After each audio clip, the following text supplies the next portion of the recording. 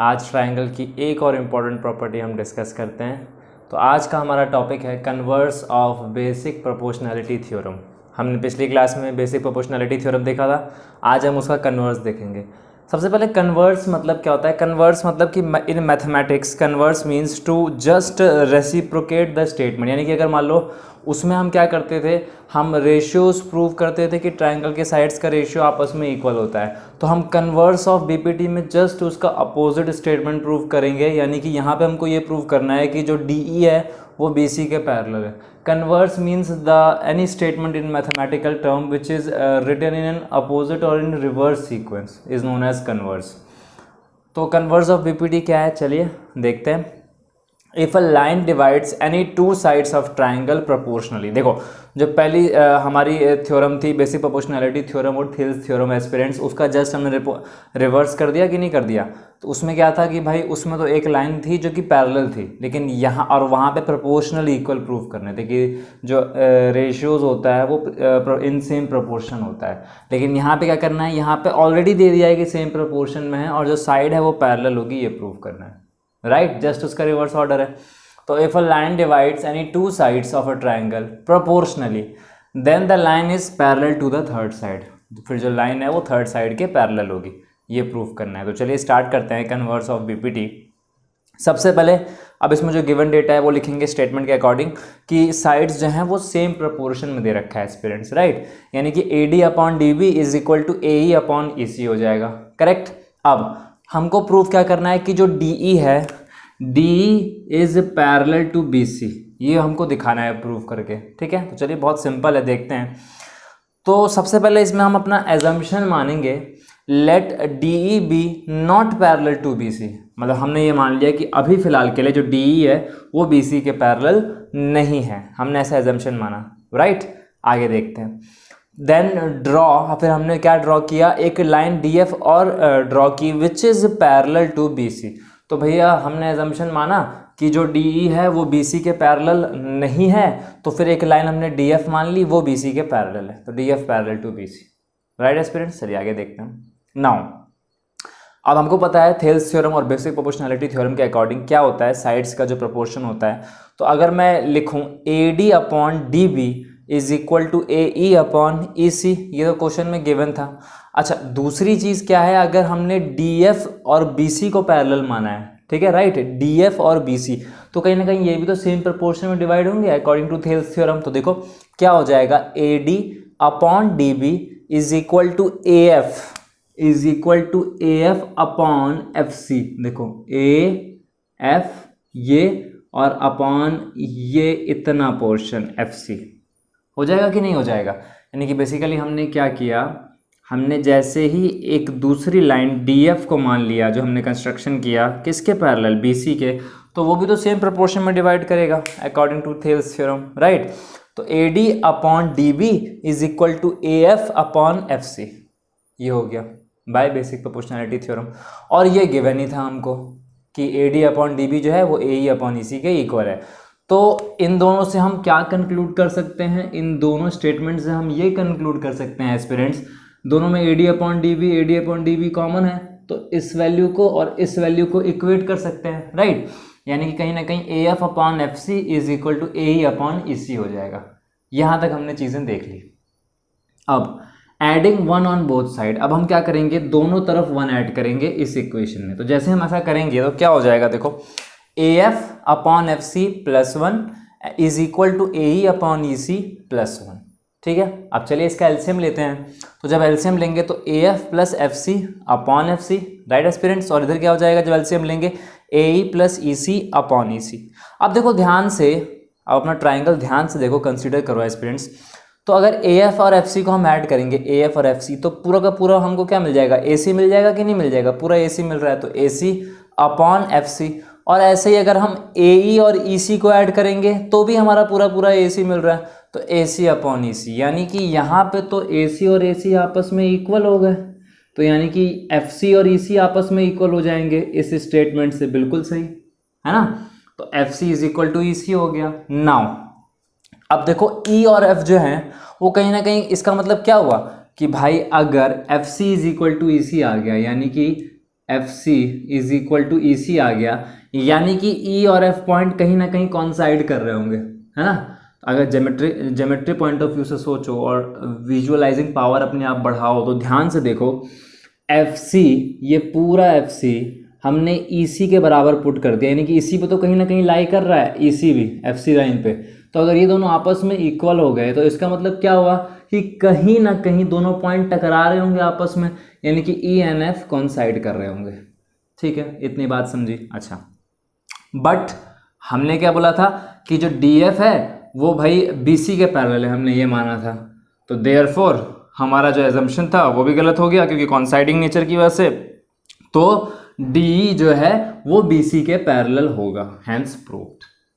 ठीक है, यानी कि हमने एजम्पशन माना था कि नहीं है, लेकिन लास्ट में उसके कॉन्साइडिंग नेचर की वजह से वो पैरेलल अल्टीमेटली हो जाएगा। ठीक है ना, उस पॉइंट पे वो कॉन्साइड कर रहे हैं, तो इसीलिए D parallel to B C, hence proved. ये प्रूव करना था। ठीक है, तो हमने कन्वर्स ऑफ बीपीटी भी देखा, यानी कि जस्ट बेसिक प्रोपोर्शनैलिटी थ्योरम की जो स्टेटमेंट है, अगर आप उसको रिवर्सिंग ऑर्डर में प्रूव करोगे तो उसको कन्वर्स ऑफ बीपीटी कहते हैं, जिसमें हम एक इमेजिनरी लाइन बनाते हैं डी एफ, जिसमें हम ये भी एज्यूम करते हैं कि जो डी ई है वो बी सी के पैरेलल नहीं है, जो कि प्रूव करना है पैरेलल, और हम मान लेते हैं कि एक डी एफ लाइन है जो हमने कंस्ट्रक्शन से बनाई है एफ पॉइंट, वो डी एफ बी सी के पैरेलल है। उसके हिसाब से हम फिर रेशियोज लेके आगे क्वेश्चन को सॉल्व करते हैं, and then adding one on both side, one add करते हैं and we can simply solve the values. Right aspirants, चलिए तो अब एक क्वेश्चन देखते हैं। आइए हम बेसिक प्रोपोर्शनैलिटी थ्योरम पे चलिए डिस्कस करते हैं, थोड़ी प्रैक्टिस भी ज़रूरी है ना। तो क्वेश्चन देखते हैं, आप इसका स्क्रीनशॉट ले लीजिए आप। चलिए अब देखिए क्वेश्चन क्या कह रहा है। In the adjoining figure D parallel to B C, एक एडजॉइनिंग फिगर है भाई ये रहा, और इसमें क्या है, डी जो है वो बी सी के पैरेलल है। राइट एस्पिरेंट्स, अच्छा अब कह रहा है कि देखो ए डी जो है वो 3.4 सेंटीमीटर है और ए बी 8.5 सेंटीमीटर है। तो एक बात बताओ, चलो पहले इसी फिगर में हम नेमिंग करते हैं। ए डी हमारा 3.4 सेंटीमीटर है, राइट, और पूरा का पूरा ए बी 8.5 सेंटीमीटर है। ठीक है, ए सी हमारा पूरा का पूरा 13.5 है, पूरा ए सी, और ए ई निकालना है, इसको एक्स मान लेते हैं। ठीक है, अब देखो ध्यान से, रेशियोज अगर हम लें तो A D by applying basic proportionality theorem और थेल्स थ्योरम, तो A D upon A B पूरा रेशियो किसके बराबर हो जाएगा, ए ई अपॉन पूरा रेशियो ए सी के बराबर हो जाएगा। राइट, तो यानी कि अगर मैं इसमें वैल्यूज़ पुट करूं ए डी की एस्पिरेंट्स, तो 3.4 अपॉन ए बी हमारा कितना हो जाएगा, देखो 8.5, और ए ही हमने एक्स माना ही है, और ए सी की वैल्यू कितनी दे रखी है, ए सी की वैल्यू दे रखी है 13.5। तो जब हम इसको सॉल्व करेंगे तो क्या हो जाएगा, we will get X as 13.5 into 3.4 upon 8.5, यही आ जाएगा ना। अब इसको हम सॉल्व कर लेते हैं, तो अगर हम देखें इसको किसके टेबल से काटोगे, आप 5 के टेबल से काट लो, 5 के टेबल से काटोगे तो कितना हो जाएगा, ये हो जाएगा 5 2 ज़ा 10, और आपका 35, 5 7 ज़ा 35।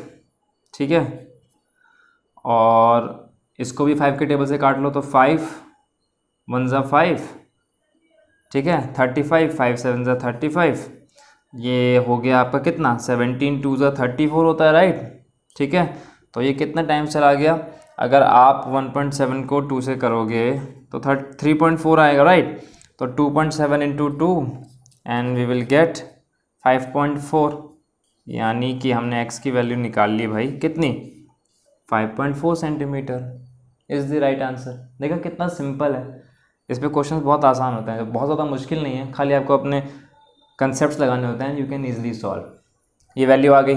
चलिए अब इसका सेकेंड पार्ट देखते हैं, इसका स्क्रीनशॉट ले लीजिए। चलिए सेकेंड पार्ट देखते हैं इसका एस्पिरेंट्स। अब सेकेंड पार्ट में क्या कह रहा है, सेकेंड पार्ट में अब इन्होंने क्या किया, रेशियो दे दिया A D upon D B का। अब मैं इसको दोबारा से रब करता हूं,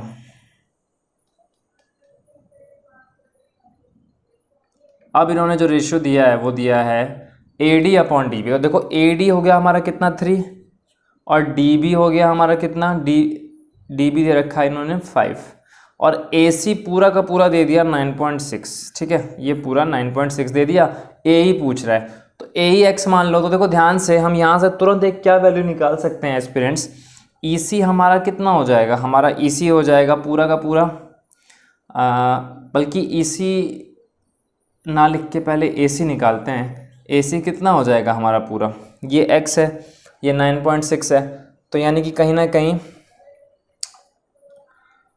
ना कहीं ये पूरा का पूरा 9.6 दे रखा है AC, ठीक है। और आपका EC कितना हो जाएगा, EC हो जाएगा आपका 9.6 माइनस x, राइट, ये हो जाएगा एस्पिरेंट्स।